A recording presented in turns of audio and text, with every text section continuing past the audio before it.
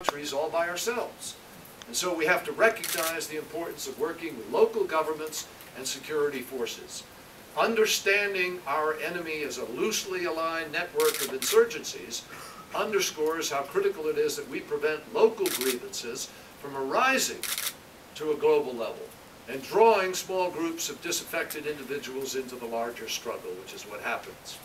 And viewing the enemy as an integrated whole is crucial in recognizing how one theater impacts the others. Seen through this lens, it is very clear why invading Iraq was such a grave mistake. We diverted resources from the effort against al-Qaeda.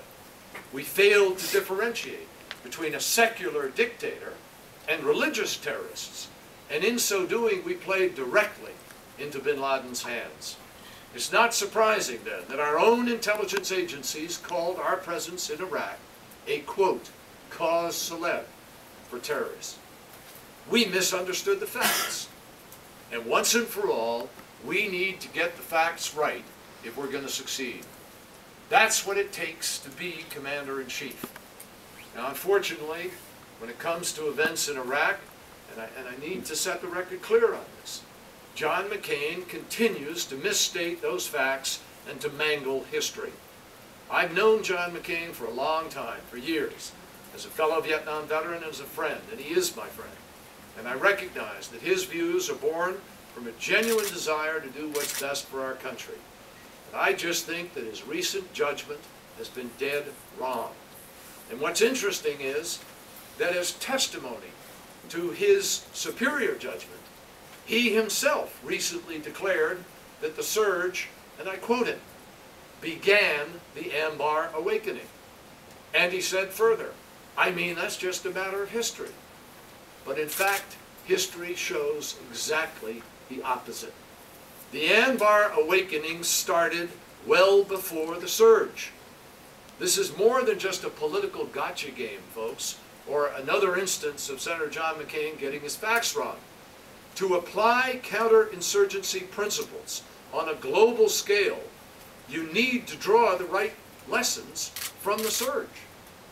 So you need to look exactly at what happened and understand it so we don't repeat the mistakes we've made before. And this is important. The tensions between al-Qaeda in Iraq and the Sunni leaders in Anbar were already apparent nearly 2 years before the surge, culminating in the first battle between al-Qaeda Iraq and Sunni militias in the western town of Husaybah in May of 2005. The reason? Al-Qaeda's brutality, disrespect for local customs, insistence on marrying local women over the objections of tribal leaders, and disruption of local businesses. In fact, when Colonel Sean McFarland and his Ready First Brigade arrived in Ramadi in June of 2006, Al-Qaeda was still fully in control. The Ready First immediately saw the need for a change in tactics, and on their own, ladies and gentlemen, they launched an extensive outreach campaign to win over the local population, starting with the local tribal leaders to whom they assigned an Arabic-speaking special ops officer who even grew a mustache just to gain the locals' trust. They emphasized getting local Iraqi police forces out into the neighborhoods by deputizing tribal militias. These efforts culminated on September 9th of 2006, some 4 months before the surge was even announced, when a young local sheikh, Sitar al-Burisha, created a new awakening council, called that, and officially declared the Anbar awakening underway. That created a snowball effect. And as McFarland himself noted with the 2006 U.S. election approaching, he said, quote, a growing concern that U.S. forces would leave Iraq made tribal leaders open to overtures. That is not an unimportant transformation as we think about leveraged changes in behavior that might come from announced redeployment of American forces. By late October, nearly every tribe around Ramadi had either joined the awakening or was openly considering it. The coming months saw the awakening movement, with American help, repel an al-Qaeda attack on a friendly sheikh in the Battle of Sofia. As security improved, a major campaign was launched to rebuild Ramadi, culminating in the Ramadi Reconstruction Conference in January of 2007.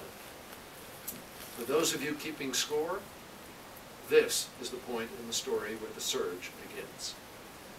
President Bush announced the surge on January 10th of 2007. And by this time, Colonel McFarland, whom Senator McCain cited in support of his argument that the surge began the awakening, had actually rotated out of Iraq.